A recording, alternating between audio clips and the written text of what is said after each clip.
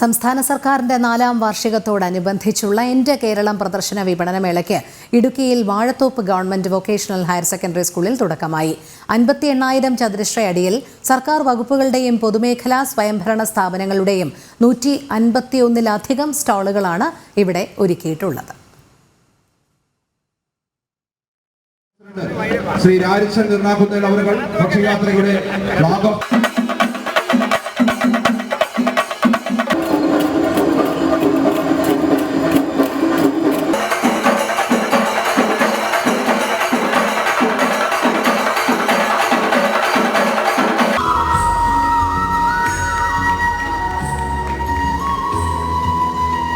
സംസ്ഥാന സർക്കാരിന്റെ വികസന നേട്ടങ്ങളും വിവിധ വകുപ്പുകളുടെ പ്രവർത്തനങ്ങളും സുപ്രധാന പദ്ധതികളും ജനങ്ങളിലേക്ക് എത്തിക്കുക എന്ന ലക്ഷ്യത്തോടെയാണ് പ്രദർശന വിപണന മേള.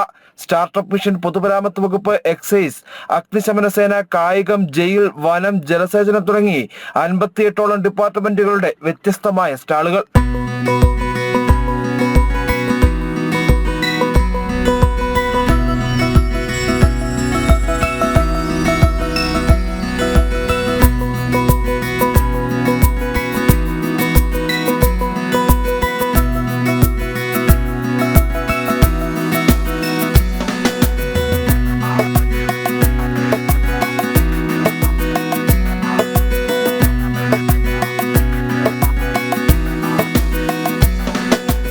ശാസ്ത്ര സാങ്കേതിക രംഗത്തെ മുന്നേറ്റവും റോബോട്ടിക്കിന്റെ അനന്ത സാധ്യതകളും പൊതുജനങ്ങളിലേക്ക് എത്തിച്ച സ്റ്റാർട്ടപ്പ് മിഷൻ.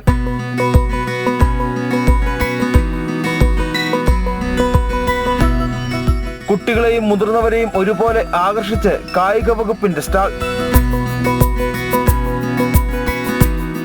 ദുരന്തമുഖങ്ങളിൽ പകച്ചു നിൽക്കാതെ രക്ഷാപ്രവർത്തനത്തിന് കർമ്മനിരതരാകാൻ ആളുകൾക്ക് അഗ്നിശമന സേനയുടെ ബോധവൽക്കരണം.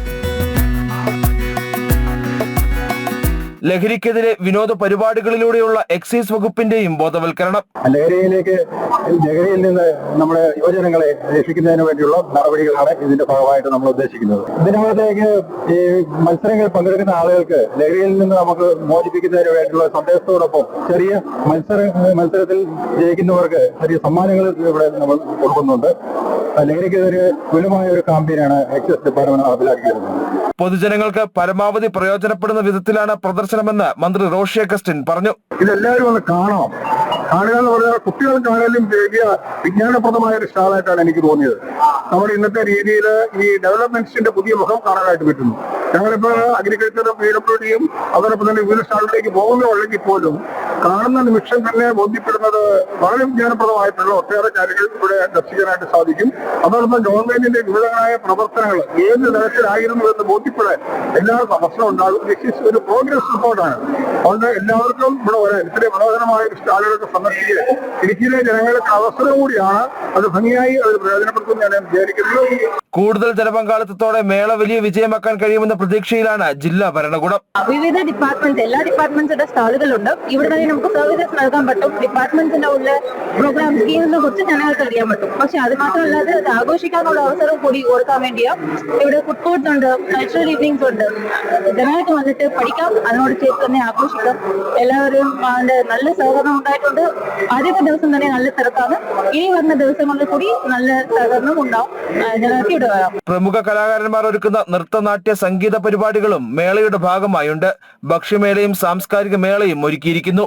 മെയ് 5 വരെ നടക്കുന്ന എൻ്റെ കേരളം പ്രദർശന മേള പൊതുജനങ്ങൾക്ക് സൗജന്യമായി ആസ്വദിക്കാം.